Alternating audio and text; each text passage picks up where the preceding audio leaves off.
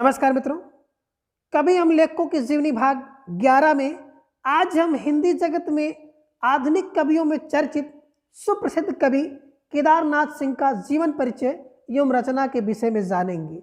अब इनका जीवन परिचय जानने से पूर्व इनके जीवन से संबंधित कुछ महत्वपूर्ण बिंदु हैं, उन बिंदुओं पर एक नज़र डालेंगे। इसके बाद इनका जीवन परिचय देखेंगे। जन्म की बात करें तो जन्म सन 1934 ईस्वी में हुआ और जन्म स्थान की बात करें तो बलिया जिला जो कि उत्तर प्रदेश राज्य में पड़ता है, वहाँ का एक गांव है चकिया गांव। चकिया गांव में इनका जन्म हुआ। शिक्षा, प्रारंभिक शिक्षा की बात करें तो प्रारंभिक शिक्षा इन्होंने गांव से प्राप्त की और उच्च शिक्षा इन्होंने बनारस से प्राप्त की। रचनाएं, इन्होंने अनेक काव्य ग्रंथ एवं समीक्षात्मक ग्रंथ लिखा है। और भाषा की बात अगर की जाए तो भाषा जो इनकी है साहित्यिक खड़ी बोली है। केदारनाथ सिंह जी का जीवन परिचय जानने से पूर्व केदारनाथ नाम के दो कवि हैं, इसको भी हम लोग स्पष्ट कर लें। पहले कवि हमारे हैं केदारनाथ सिंह और दूसरे कवि हैं केदारनाथ अग्रवाल। तो आज हम लोग केदारनाथ सिंह जी की जीवनी पढ़ रहे हैं। अब केदारनाथ सिंह जी की जीवनी के अंतर्गत हम लोग देखते हैं कि जो केदारनाथ सिंह जी हैं, हिंदी जगत में आधुनिक जो कवि हैं उन कवियों में बहुत चर्चित कवि हैं।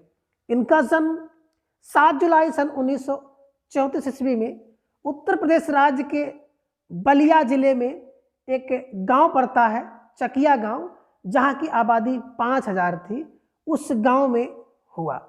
इनके पिता डोमन सिंह एवं माता का नाम ललझरी देवी था। उस परिवार में जो कि एक साधारण कृषक परिवार था, इनका जन्म हुआ।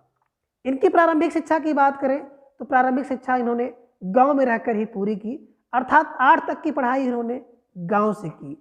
8 तक की पढ़ाई पास करने के बाद उच्च शिक्षा के लिए बनारस गए और बनारस से इन्होंने एमए तक की पढ़ाई पूरी की।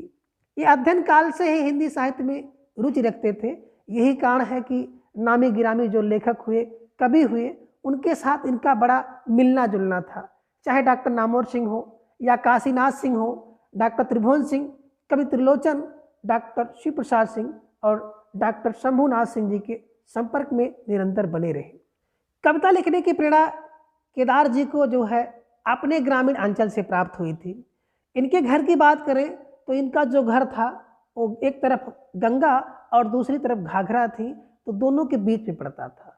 और इसका पूरा प्रभाव इनके मन में गंगा और घाघरा की जो लहरें हैं, उस लहरों की भांति जो है, जो कविता के भाव थे, वो भाव रूपी तरंगे हिलोरे लेती थी। केदार जी की आज भी अपनी धरती की माटी से अभिन्न रूप से जुड़े हुए हैं, इसका प्रमाण है। अर्थात वो जब दिल्ली में रहने लगे, दिल्ली जैसे विश्वविद्यालय में हिंदी विभाग के अध्यक्ष हुए, तब भी उनका गांव से लगाव था और ग्रामीण जीवन से संबंधित जो है शब्दों का प्रयोग इन्होंने अपनी कविताओं में किया है। केदारनाथ जी का जो जीवन था वो तमाम प्रकार के उतार और चढ़ाव से भरा हुआ था। इस कारण से इन्होंने कई जगहों पर नौकरियां की।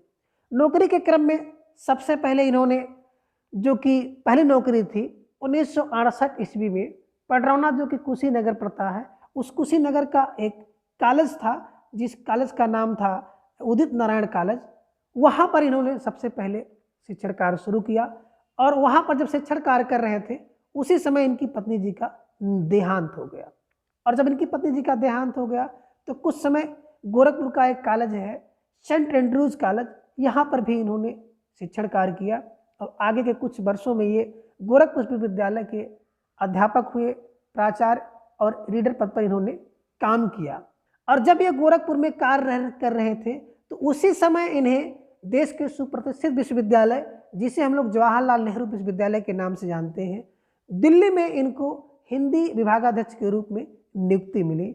और दिल्ली में ही जो एम्स है, उस एम्स में 19 मार्च सन 2018 को इन्होंने इस जीवन से मुक्ति ले ली, अर्थात इनकी मृत्यु हो गई।